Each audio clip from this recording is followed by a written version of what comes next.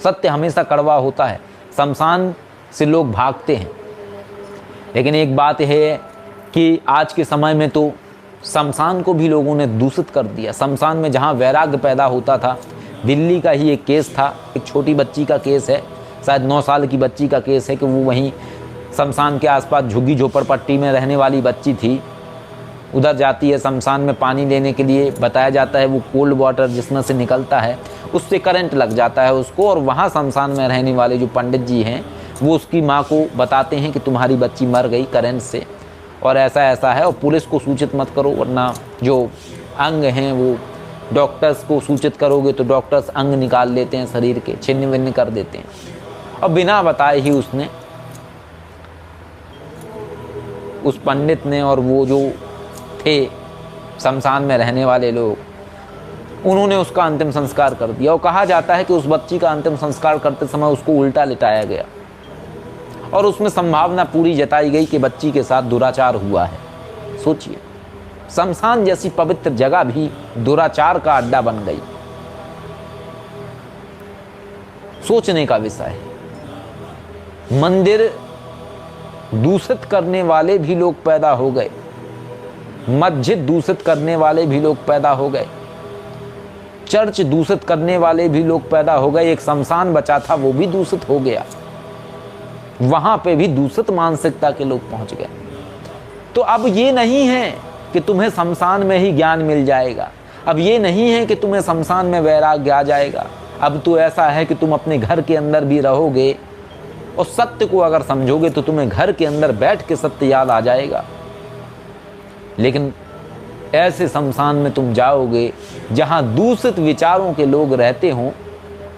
कहा जाता है जब किसी शव को आत्मदाह होते हुए इंसान देखता है तो इंसान के अंदर एक ऐसा भाव प्रकट होता है कि सब नश्वर है।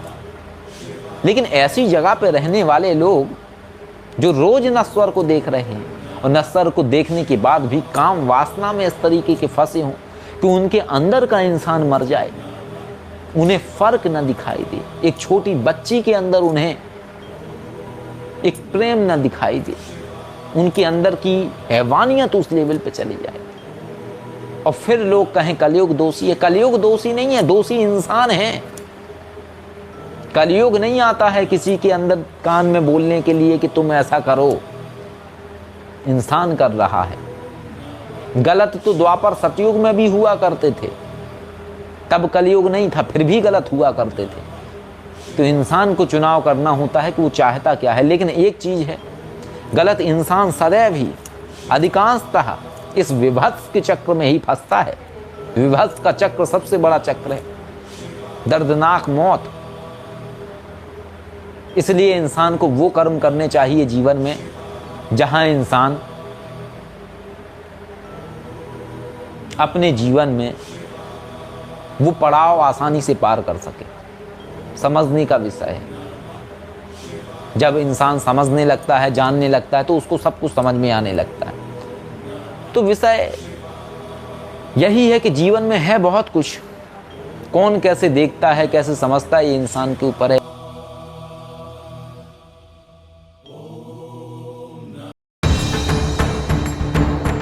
यदि आप जीवन में आर्थिक व पारलौकिक समस्याओं से परेशान हैं अथवा किसी भी तरह का साधना संबंधी मार्गदर्शन, आध्यात्मिक अथवा भौतिक मार्गदर्शन प्राप्त करना चाहते हैं तो कॉल मी 4 ऐप से कॉल करें।